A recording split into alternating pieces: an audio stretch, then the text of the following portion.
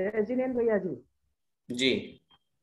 मैं ये पूछना चाह रही थी, जैसे कोई है व्यक्ति, उसके पास में जैसे 5 मकान है और वो एक मकान का अपना एक परिग्रह परिमाण करना चाहता है, और वो ये चाहता है कि मैं ये 5 मकान बेच के एक मकान ले लूं, इस तरीके से, तो जी ये क्या परिग्रह परिमाण में आएगा?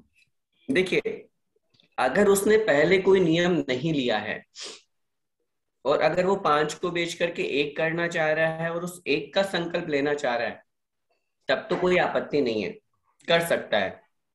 क्योंकि उसने परिग्रह का परिमाण ही अब कर रहा है, वो नियम ही अब ले रहा है। तो नियम नया ले रहा है, तो उस स्थिति में तो वो कितना भी नियम ले सकता है।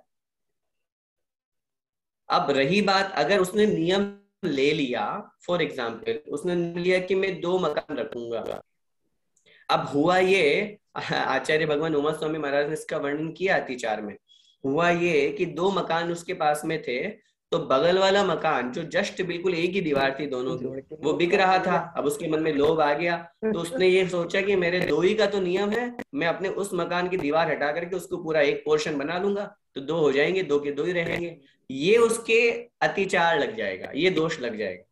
ये कब लगेगा? व्रत लेने के बाद में। लेकिन अगर व्रत लेने के पहले उसने 5 को एक साथ मिला लिया और बोल दिया मेरा एक का ये जो पूरा का पूरा है इस बड़े कैंपस का, इसका एक का मेरा संकल्प है, तो इसमें उसको कोई दोष नहीं है। उसका संकल्प ही इतना है, उसमें कोई आपत्ति नहीं है। उसको जो पाप लगेगा, वो जो पाप है वो पहले एक छोटे से कमरे जितना लग रहा था, अब वो बड़ा पाप हो गया। अब बड़े पाप से वो पूर्ण जो बहुत सारा का सारा पाप था, उससे तो वो बच गया ना। लेकिन उस पूरे पाप से बचने की बजाय उसने जो, फॉर एग्जाम्पल 100% हम पाप कर रहे हैं। अब एक व्यक्ति है जिसने एक मकान का संकल्प लिया, तो अब उसका 100% पाप कट करके कम होकर के सिर्फ 10% रह गया। अब उस व्यक्ति ने एक मकान को 5 मकान बराबर बड़ा कर लिया, तो उसका जो पाप था वो 10% से 20% हो गया, लेकिन वो 100% से तो बच गया ना।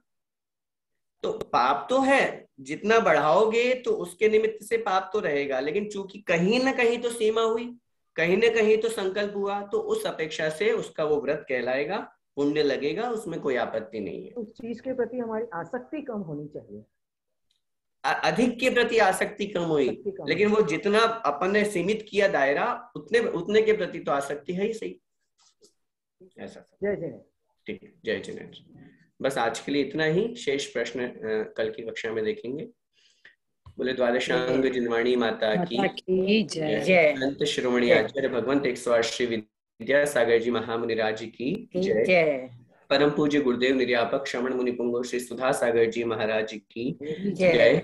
अढ़ाई द्वीपस्थ समस्त मुनिराजों की जय। जय। प्रणाम आंटी, वंदना सभी को। जय जिनेन्द्र। जय जिनेन्द्र। वंदना। जय जिनेन्द्र।